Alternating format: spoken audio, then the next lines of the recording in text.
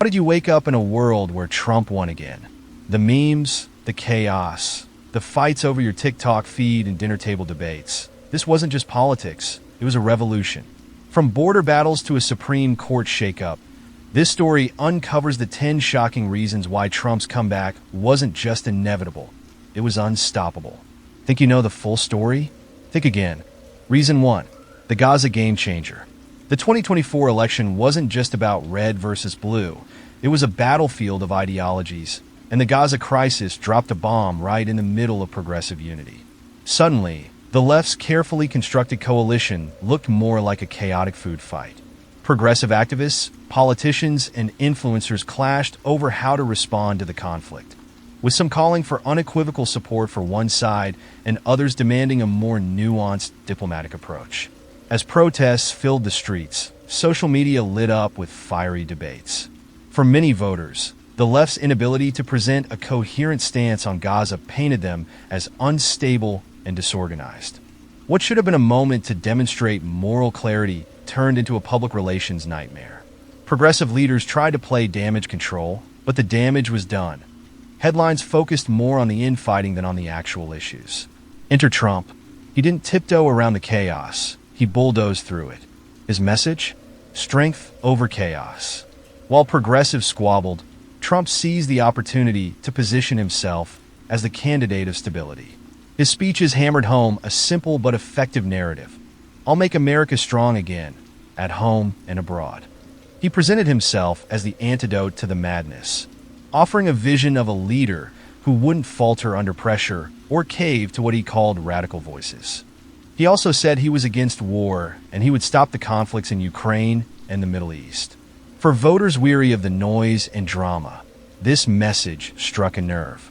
Whether or not they agreed with Trump's policies, many saw him as the only candidate who could cut through the noise. It wasn't about who was right or wrong on Gaza. It was about who looked like they had it together. Trump's straightforward, unapologetic stance made the progressive left's disarray look even worse by comparison. Reason 2. The Rogan Effect. While traditional media scrambled to maintain their relevance, a seismic shift was happening in the shadows of the internet. Enter Joe Rogan, podcast king, cultural tastemaker, and whether he admitted it or not, a key player in Trump's unexpected rise. Rogan's sprawling, unfiltered conversations reached tens of millions of listeners weekly, people who had grown tired of polished soundbites and talking points. Rogan endorsed Trump on the eve of the elections. His influence was less about telling people what to think and more about giving a platform to voices that mainstream media refused to touch. When Trump appeared on Rogan's podcast, it wasn't the usual political interview with canned answers and rehearsed quips. It was raw, unpredictable, and humanizing. For hours, they talked about policy, the culture wars, and even fitness routines, creating a version of Trump that felt relatable, even likable, to an audience that might otherwise have dismissed him. But it wasn't just about Trump himself. Rogan and other influencers like him, Russell Brand, Lex Fridman, and even smaller but passionate voices on YouTube and TikTok created an ecosystem where ideas flowed freely, often unencumbered by the rigid boundaries of traditional political discourse. These platforms amplified narratives that resonated with an increasingly skeptical electorate. For example, when mainstream outlets portrayed Trump as unhinged or dangerous, Rogan's guests often presented a counter-narrative. Trump as a flawed but genuine disruptor in a broken system. Listeners weren't just being told what to think. They were being invited to join a conversation, to weigh different perspectives and come to their own conclusions. Rogan's audience, diverse, curious, and often politically disillusioned, became a fertile ground for Trump's message to take root. They weren't hardcore Republicans. They were independents, libertarians, and even former progressives who felt alienated by the increasingly dogmatic tone of the left. Trump's appearances on these platforms, coupled with Rogan's credibility as an authentic voice, helped peel away just enough voters to tip the scales in key swing states. And it wasn't just about Rogan himself. The rise of alternative media signaled a broader shift in how people consume political content.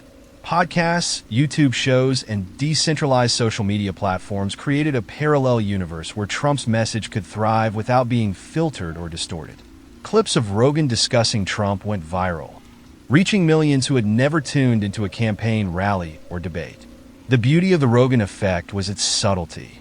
Rogan didn't need to scream, "Vote Trump," for his audience to get the message. His casual, exploratory approach to politics created a space where Trump's ideas could be considered without the baggage of mainstream narratives. By the time Election Day rolled around, Rogan's audience wasn't just aware of Trump, they felt like they knew him. Reason 3. The assassination attempt. The 2024 election was already wild, but the assassination attempt on Donald Trump felt like something ripped straight out of a political thriller. It wasn't just a news story, it was a seismic event that jolted the nation. For some, it was terrifying. For others, it was galvanizing. But for Trump himself, it was an opportunity to demonstrate the unshakable resilience that had defined his political brand. The attempt occurred during a rally in Pennsylvania, one of the battleground states Trump had relentlessly campaigned in. Chaos erupted when a would-be assassin managed to breach security, firing a single shot that wounded Trump in his upper right ear. The Secret Service swiftly neutralized the threat, but the event left the crowd and the country stunned. Photos and videos of Trump with his fists clenched, blood oozing down his face, surrounded by agents, became the defining imagery of the 2024 elections. What happened next was vintage Trump.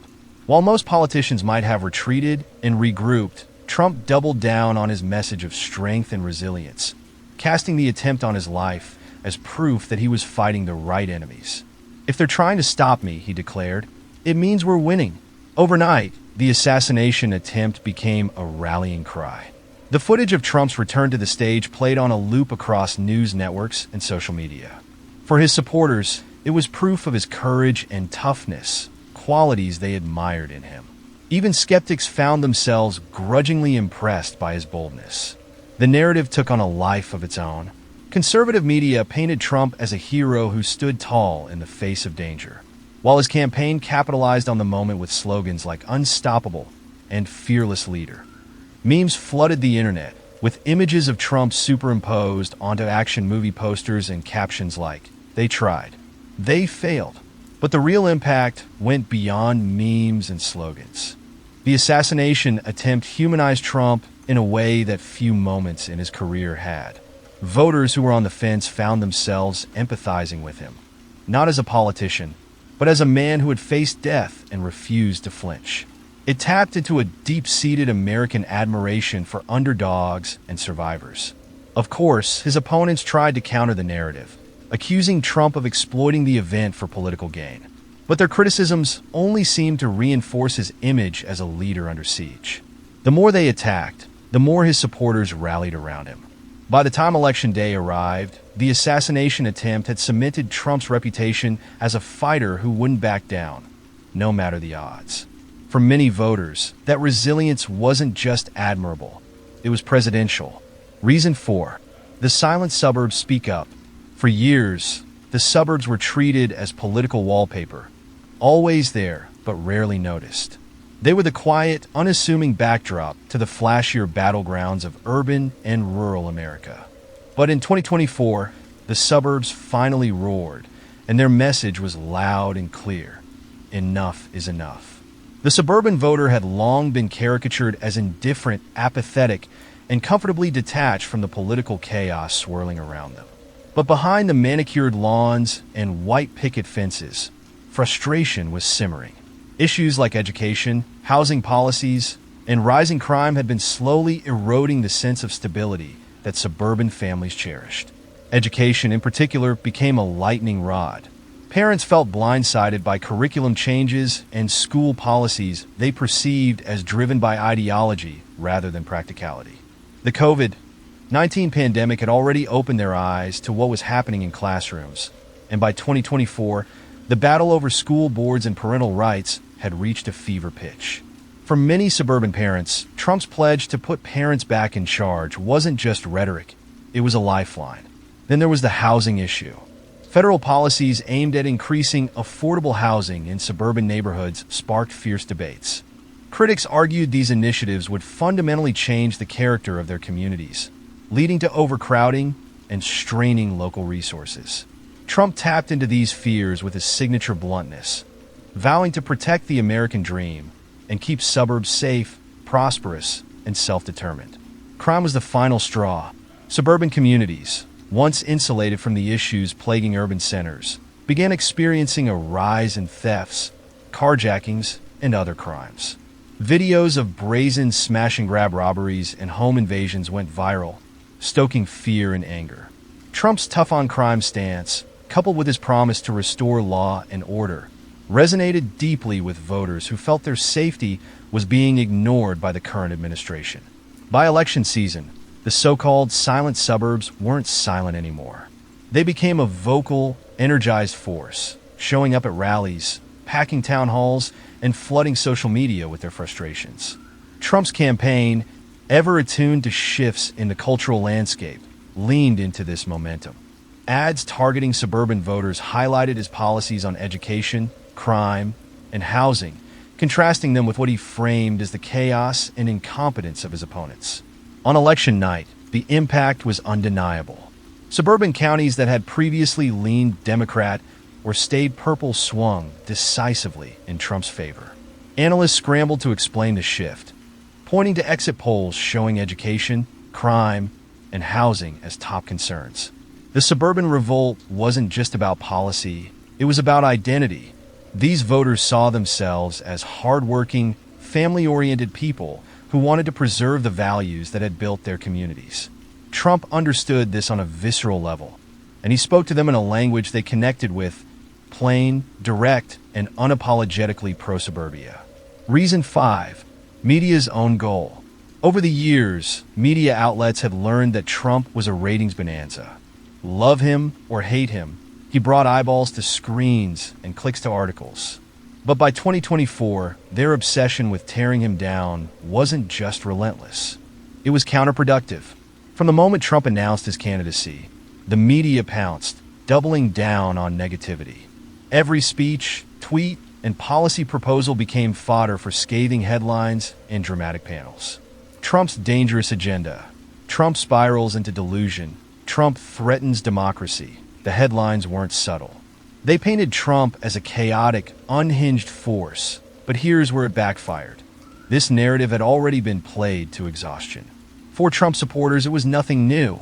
The media had been calling him unfit for years, and yet he'd survived impeachment, lawsuits, and scandals. To them, this was just more proof that the fake news establishment would stop at nothing to destroy him. Trump leaned into it with a vengeance, saying, "They're not after me, they're after you. I'm just in their way."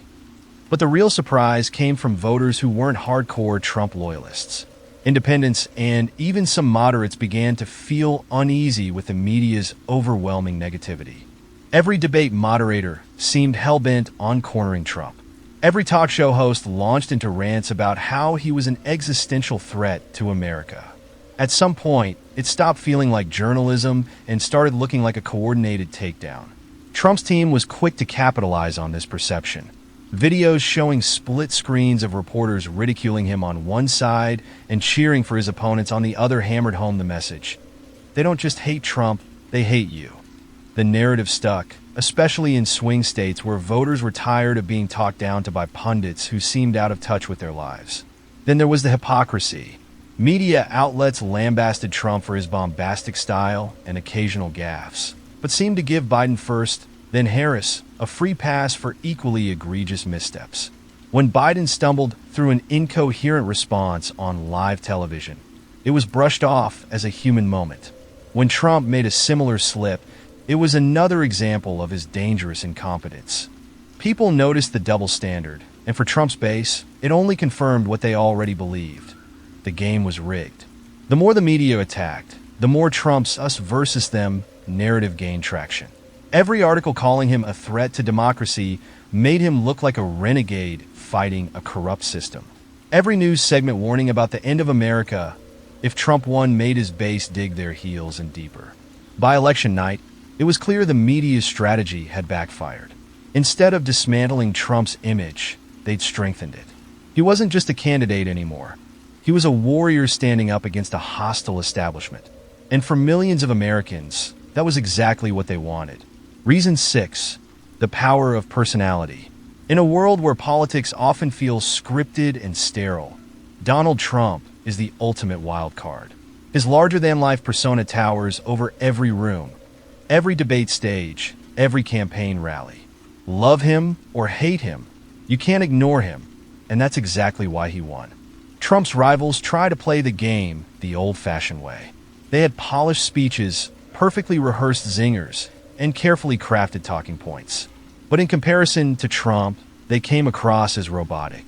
While they were busy giving standard responses and sounding like debate team captains, Trump was working the crowd like a stand-up comedian, a street brawler, and a rock star rolled into one.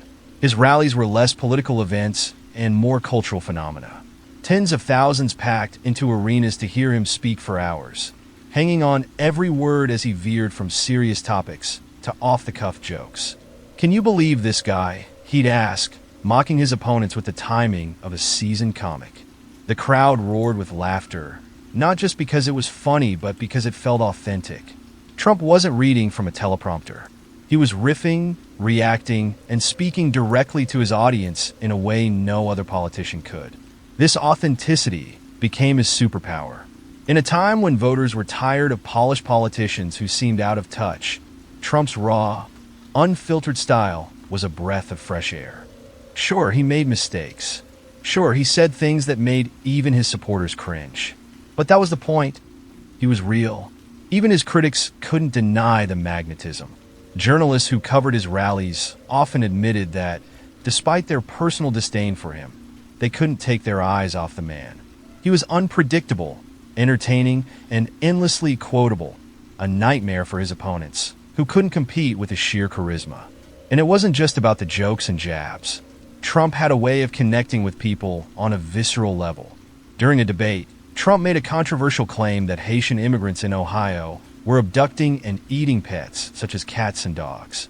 This assertion was part of his broader criticism of immigration policies.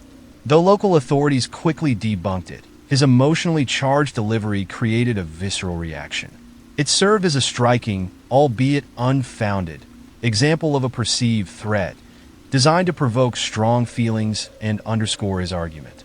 Even voters who didn't agree with his policies often found themselves drawn to his persona. He wasn't afraid to say what he thought, no matter how controversial.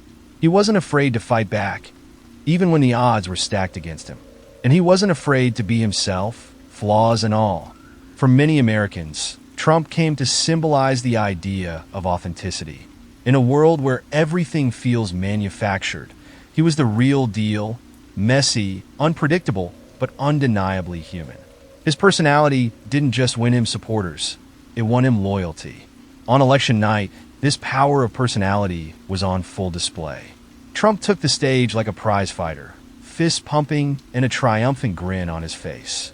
He didn't just win the election, he dominated the moment, soaking up the cheers of a crowd that adored him not just for what he stood for, but for who he was. Reason 7. Economic disillusionment. As inflation continued to pinch household budgets, rising energy prices fueled frustration, and fears of a slowing economy loomed, Trump's campaign seized the moment. His message was clear. A return to America First policies could reignite the economy and restore prosperity. Trump's strategy leaned heavily on his economic track record, reminding voters of the low unemployment rates and stock market highs during his first term. He highlighted his ability to deliver results, painting himself as a proven leader capable of steering the nation back to economic strength. Swing states in the industrial Midwest, where manufacturing and energy jobs are critical, resonated with his promise to bring back jobs, revitalize local economies, and reinvest in American industry. Key elements of his platform included bold tax cuts aimed at both individuals and businesses, coupled with ambitious deregulation. He emphasized energy independence, pledging to expand domestic oil and gas production to reduce prices and create jobs.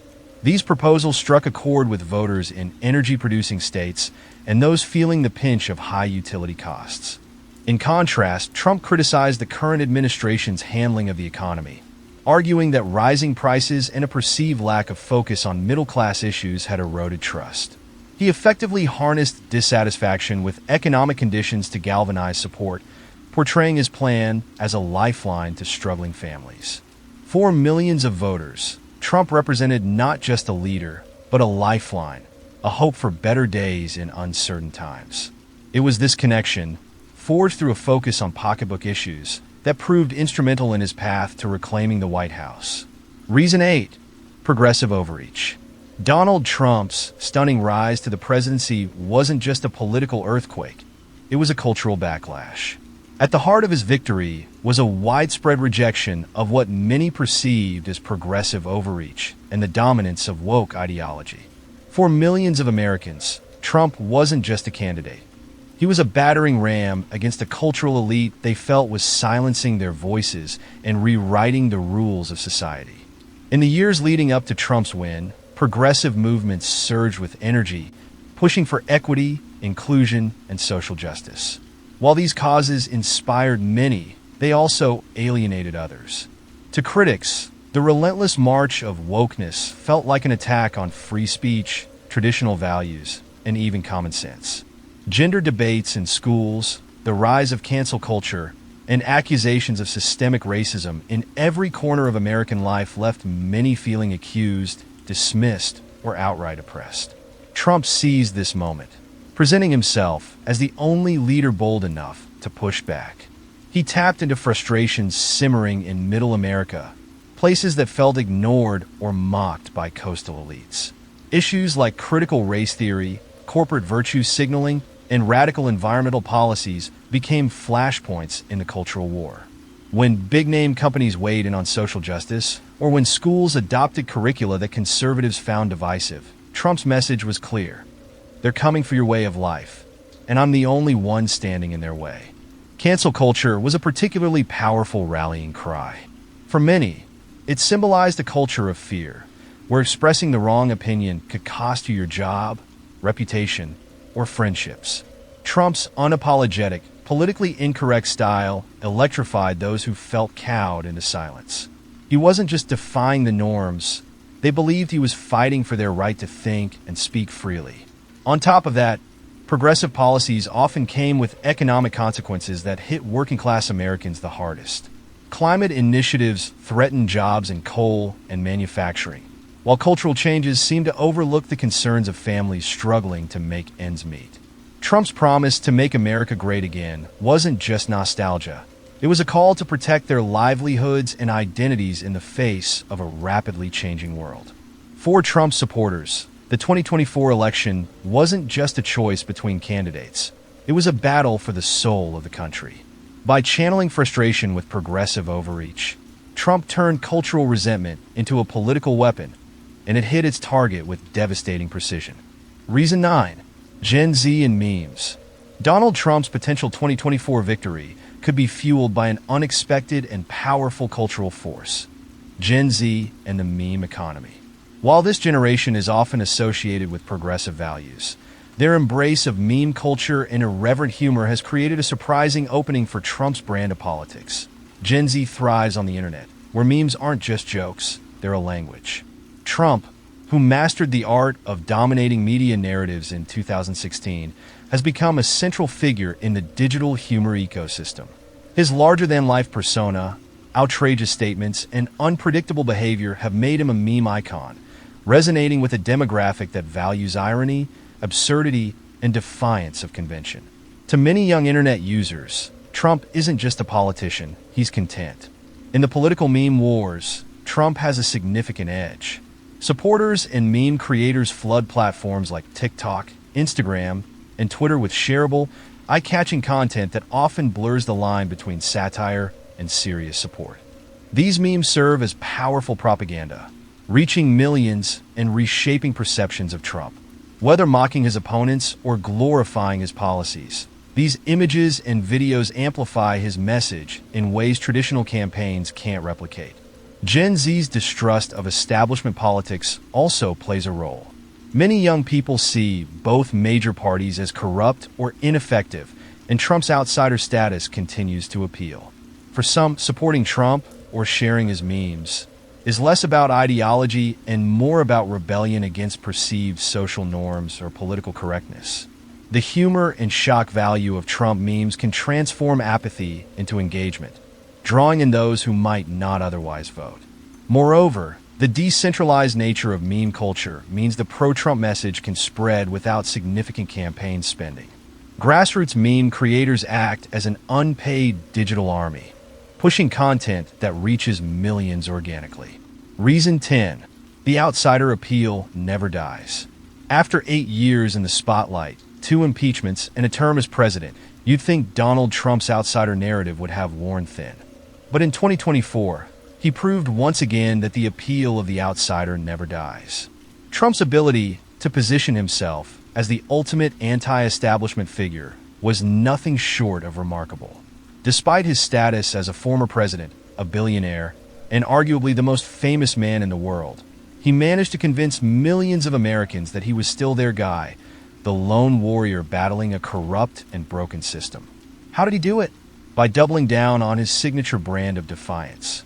At every rally, in every interview, Trump painted a vivid picture of himself as a victim of the establishment.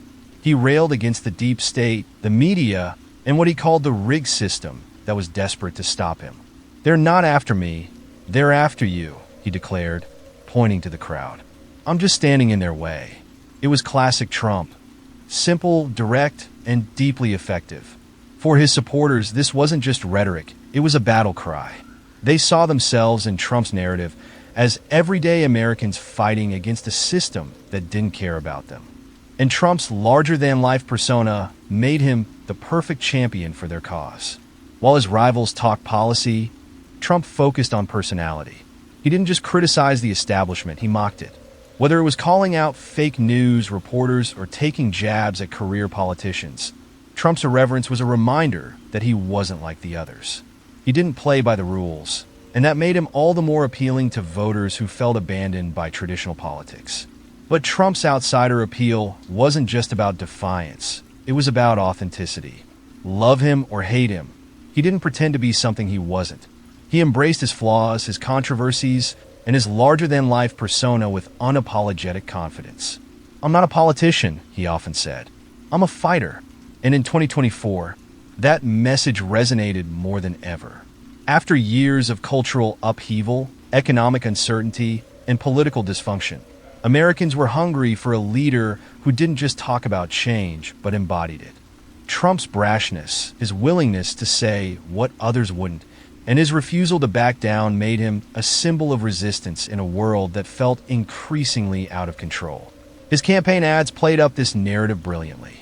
One memorable spot featured clips of Trump's most defiant moments, his fiery speeches, his clashes with the media, and his triumphant return to the campaign trail after the assassination attempt. Over a swelling soundtrack, the narrator declared, "They tried to silence him. They tried to stop him, but you can't stop a movement." For Trump's base, this wasn't just an election, it was a revolution. And Trump, with his outsider appeal, was the man to lead it. Even those who didn't align with Trump politically couldn't deny his cultural impact. To millions, he represented a rejection of the status quo, a middle finger to the elites, the bureaucrats, and the pundits who thought they knew better. By the end of the campaign, Trump's outsider appeal had become one of his most potent weapons. It wasn't just about policy or personality, it was about identity. He wasn't just a candidate. He was a symbol of defiance, a beacon for those who felt left behind. By the time the votes were counted, it was clear, in the battle for hearts, minds, and memes, Trump had once again proved that the rules of politics don't apply to him. Because in the digital Wild West, the outsider is king, and Trump was the ultimate gunslinger.